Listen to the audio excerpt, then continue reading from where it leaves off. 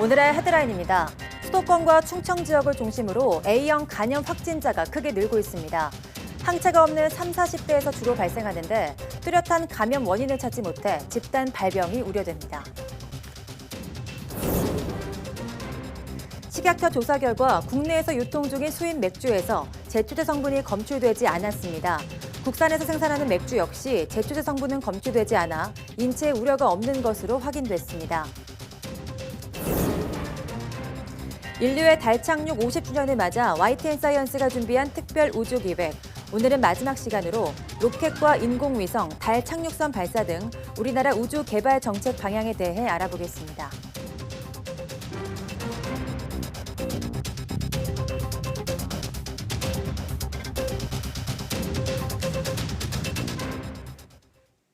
여러분 안녕하십니까? 4월 29일 월요일 사이언스 투데이입니다. 오늘 충청 이남 지방에는 비가 내리면서 쌀쌀한 날씨를 보이겠습니다. 기상청은 남서쪽에서 다가오는 기압골 영향으로 오늘 새벽 남해안을 시작으로 낮엔 충청과 남부지방에 비가 내리겠다고 밝혔습니다. 하지만 수도권과 강원지방은 구름 많은 가운데 비교적 포근한 날씨가 이어지겠습니다. 오늘 서울 아침 기온은 10도, 낮 기온은 20도로 어제보다 2도에서 3도 높겠습니다. 오늘 미세먼지 농도는 전 권역에서 좋음에서 보통 수준을 보일 전망입니다. 최근 A형 간염 감염이 수도권과 충청 지역을 중심으로 확산하고 있습니다. A형 간염은 물이나 음식을 통해 감염되는 제1군 감염병으로 집단 발병이 우려되고 있습니다. 보도에 황선욱 기자입니다. A형 간염 확진자는 시도별로 경기도가 1,060명으로 가장 많고 다음으로 대전이 615명입니다. 두 지역이 전체 감염자 3,597명의 46.5%를 차지합니다. 문제는 감염자 수가 계속 늘고 있다는 점입니다. 경기도의 경우 지난달 347명, 이번 달 449명이 추가로 확진 판정을 받았고 대전은 지난달 225명, 이번 달 172명의 환자가 추가로 발생했습니다.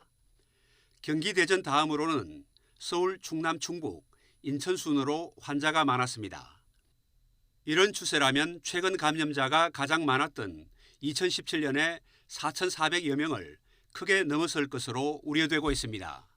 A형 간염에 걸리면 고열과 복통, 구토, 설사 증상이 나타납니다. 보건당국이 역학조사를 하고 있지만 아직 감염 원인을 찾지 못했습니다. 바이러스 잠복기가 2주에서 길게는 50일이나 돼 이 기간에 감염자들이 무엇을 함께 섭취했는지 파악하기 어렵기 때문입니다. 나이별로는 3, 40대가 70% 이상으로 압도적으로 많았습니다. 젊은 사람들이 너무 위생이 좋게 자라면서 항체가 없는 상태에서 균들에 노출이 돼가지고 걸리는 경우들이 좀 많이 있습니다. 특히 이제 봄에 좀 많이 걸리는 경향이 좀 있어서 20대 이하는 예방접종을 통해 50대 이상은 자연 감염을 통해 항체를 가진 경우가 많은 것으로 알려졌습니다. 보건당국은 A형 간염에 걸리지 않기 위해서는 예방 백신을 접종하는 것이 최선이라고 조언했습니다. YTN 황순욱입니다. 유럽에 이어 베트남 등 동남아 지역에서도 홍역이 크게 유행하고 있습니다. 해당 지역을 여행하시는 분들은 출국 전에 꼭 예방접종 하셔야겠습니다. 김승재 기자가 보도합니다. 우리 국민이 많이 찾는 동남아시아 국가에서 홍역 유행이 계속되고 있습니다. 올해 들어 지난달 말까지 베트남에서만 1,560명의 홍역 환자가 발생했습니다. 필리핀에서는 이달 초까지 무려 2만 8천여 명의 환자가 발생해 400명 가까이 숨졌습니다. 두 지역 모두 홍역 발병자의 90% 이상이 백신을 맞지 않았습니다. 지난해 베트남과 필리핀을 찾은 한국인 여행객은 각각 343만 명과 129만 명을 기록했습니다. 이처럼 동남아를 여행하는 국민이 많다 보니 홍역에 감염된 채 입국하는 숫자도 늘고 있습니다. 지난해까지 4년 동안 한 해 10건이던 홍역 확진자가 올해는 이달 21일까지 무려 147명이나 발생했습니다. 여행지별로는 베트남이 20건, 필리핀 13건, 태국, 우크라이나 각각 2건 순으로 많았습니다. 우리나라와 같은 홍역 퇴치국이지만 동남아 여행객이 많은 일본도 사정이 비슷해 이달 초순까지 382명의 환자가 발생했습니다. 보건당국은 홍역은 접종으로 충분히 예방 가능하다며 동남아를 방문하기 전에 MMR 혼합 백신을 2회 접종할 것을 당부했습니다. 과거에 홍역을 앓지 않았거나 2회 접종을 완료하지 않았던 성인의 경우는 여행을 가기 전에 최소 1회 홍역 백신을 맞는 것이 필요하겠습니다. 또 여행 중에는 손 씻기와 기침 예절 등 개인 위생 수칙 준수도 주문했습니다. 질병관리본부는 우크라이나와 루마니아, 프랑스, 이탈리아 등 유럽에서도 홍역이 유행하고 있다며 주의를 당부했습니다. YTN 김승재입니다.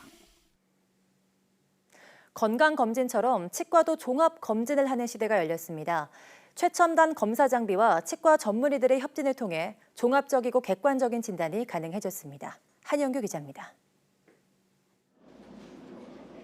치아와 잇몸, 턱 관절 등 구강 질환을 알아보기 위해 종합 검진을 받습니다. 치과 전문의가 구강 전반을 검사하고 형광 분석 검사를 통해 충치나 풍치, 치태 상황을 파악합니다. 엑스레이 검사로 치아 뿌리와 턱 관절을 정밀하게 촬영합니다. 이렇게 수집된 정보를 영상 치의학 전문의가 판독해 종합적인 검진 결과가 제시됩니다.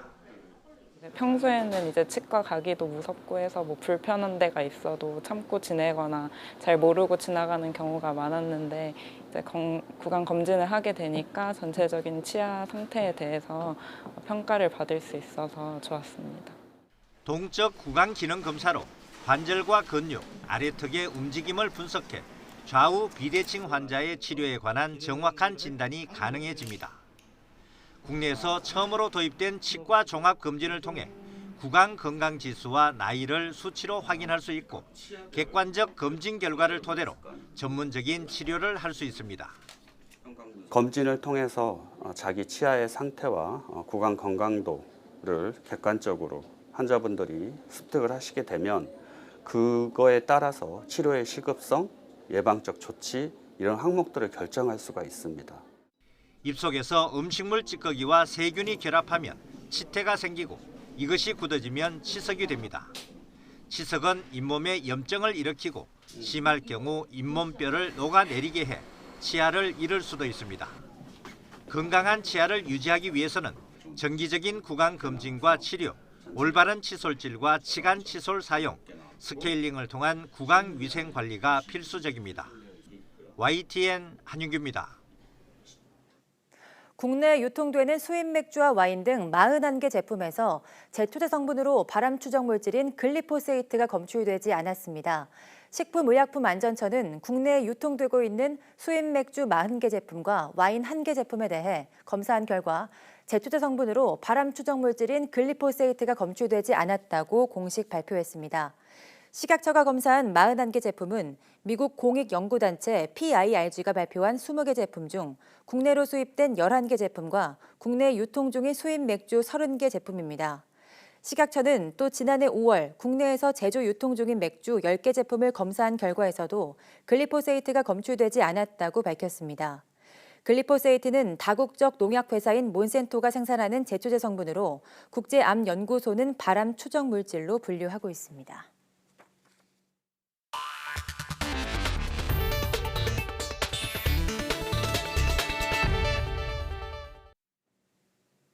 아폴로 11호 달 착륙 50주년을 맞아 YTN 사이언스가 준비한 특별 우주 기획 리포트.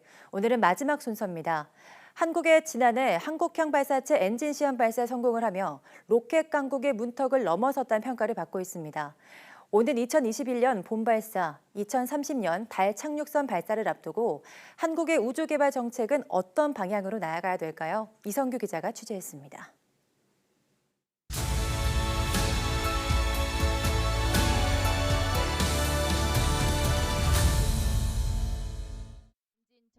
지난해 11월 전남 고흥 나루 우주센터에서 불을 뿜은 75톤급 엔진 시험 발사체. 우리나라는 세계에서 7번째로 75톤급 엔진 발사에 성공하면서 로켓 선진국 대열에 발을 디뎠습니다. In less than 30 years, Korea had built already a huge competence in space. They have capacities in all the domain, almost all the domain. I mean, the meteorological aspect, Earth observation, science, navigation, and even lunar probes. So, 2021년 한국형 발사체 누리호가 완성되면 그때부터 한국의 우주 개발은 본격화될 전망입니다. 우리 로켓으로 우리가 원하는 시기에 위성이나 탐사선을 자유롭게 쏘아 올릴 수 있기 때문입니다. 다만 로켓 개발이 보여주기식 발사에 그치는 것이 아니라 관련 산업 생태계를 조성하는 계기가 돼야 한다고 전문가들은 지적합니다. 발사체를 열심히 개발을 했는데 업체에서는 그거를 유지를 하려고 그러면 일정한 그 일감이 있어야지 그게 유지가 되잖아요. 그게 경제 논리고요. 그러면 그거를 누가 보장해 주냐 이거죠. 그게 보장이 안 되면 발사체는 기술 개발로 그냥 끝나는 거거든요. 그래서 이거를 정부가 어떤 태도를 취할 것인가가 정해져야 된다는 얘기죠. 장기적으로는 로켓 개발을 추진하면서 우리의 강점인 IT를 우주 분야에 적용하는 것도 추진해 볼 만합니다. 지금 현재로 봐서는 단기적으로는 우리가 할 수 있는 거는 이제 뭐 우리 그동안에 인공위성 운영에서 뭐 가지고 있는 위성 영상들을 뭐 인공지능이라든가 뭐 빅데이터 이런 기술을 활용해서 좀 더 고객 그 맞춤형으로 만들어서 이렇게 제공한다든가 뭐 그런 연구는 굉장히 필요할 거라고 생각하는데 정부는 내후년 소형 위성을 한국형 발사체 누리호에 실어 발사할 계획입니다. 이후 2030년까지 달에 착륙선을 보낼 예정입니다. 계획대로 진행될 경우 우주 선진국과 자웅을 겨룰 날도 앞당겨질 것으로 기대됩니다. YTN 사이언스 이성규입니다. 오는 2025년까지 500kg급 중형위성 3기가 개발됩니다. 과학기술정보통신부는 제16회 국가우주위원회에서 차세대 중형위성 3, 4, 5호 개발 계획안을 확정했다고 밝혔습니다. 차세대 중형위성 4호는 농작물 작황이나 산림자원을 관측하는 임무를 수행하며 한국형 발사체에 실려 발사될 3호는 발사체의 위성 발사 기능을 검증합니다. 또 5호는 하천 관리와 해양 환경 감시 등의 역할을 맡습니다.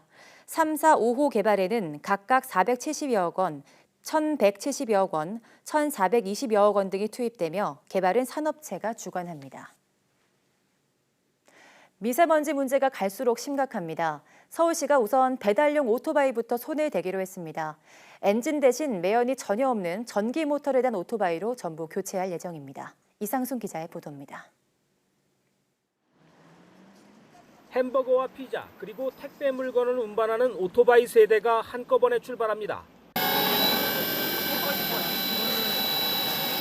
그런데 요란한 배기음 대신에 우웅하는 모터 소리만 들립니다. 서울에 1,500대쯤 있는 전기 오토바이입니다. 첫 번째로 소음이 굉장히 작고요. 전기 오토바이다 보니까 매연이 전혀 나오는 게 없기 때문에 친환경적이라고 생각합니다. 안장 밑에서 배터리 팩을 꺼내 일반 가정용 전기 콘센트에 꽂는 방식으로 충전합니다. 완충하면 50km 정도 달릴 수 있습니다. 오토바이의 동력을 이렇게 전기로 바꾼 건 오토바이 엔진이 내뿜는 미세먼지 물질 때문입니다. 질소산화물 배출량이 소형 승용차의 6배나 됩니다. 현재 서울에 등록된 오토바이는 44만 대, 이 중 10만 대가 특히 주행거리가 많은 배달용입니다. 때문에 서울시는 배달용 오토바이부터 전기로 바꾸기로 했습니다. 생활권 미세먼지 저감 대책의 일환입니다. 금년도 같은 경우는 생활 속 미세먼지 대책을 위해 가지고 환경부하고 협의를 해서 기 1,000대를 확보를 해놓은 상태고요. 25년까지 10만 대 보급을 위해 가지고 계속해서 보조금을 늘려나갈 생각입니다. 서울시는 우선 맥도날드 등 패스트푸드 업체 3곳, 배민 라이더스 등 배달업체 3곳과 전기 이륜차 전환 업무 협약을 맺었습니다. 이 업체들은 올해 전기 오토바이 1,050대를 도입하고 서울시는 구매가의 30%를 보조금으로 지원할 예정입니다. 서울시는 오는 2025년이면 배달용 오토바이 10만 대 모두를 전기 오토바이로 바꿀 수 있을 것으로 보고 있습니다. YTN 이상순입니다.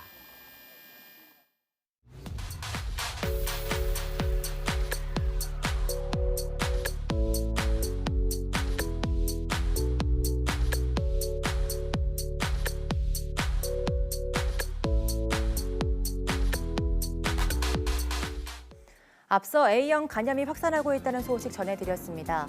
A형 간염이 가장 많이 발생하는 시기가 5월이긴 하지만 이번 확산은 심상치가 않은데요. 질병관리본부에 따르면 올해 신고된 A형 간염 환자는 총 3,597명으로 지난해 같은 기간에 비해 2.4배가 많습니다. 심지어 2018년도에 발생한 전체 A형 간염 환자 수보다도 1.5배가 많은데요. 오늘 오후 4시 사이언스 투데이에서는 취재 기자와 함께 A형 간염에 대해 이야기해보도록 하겠습니다. 모두 많은 시청 바랍니다. 함께해 주신 여러분 고맙습니다.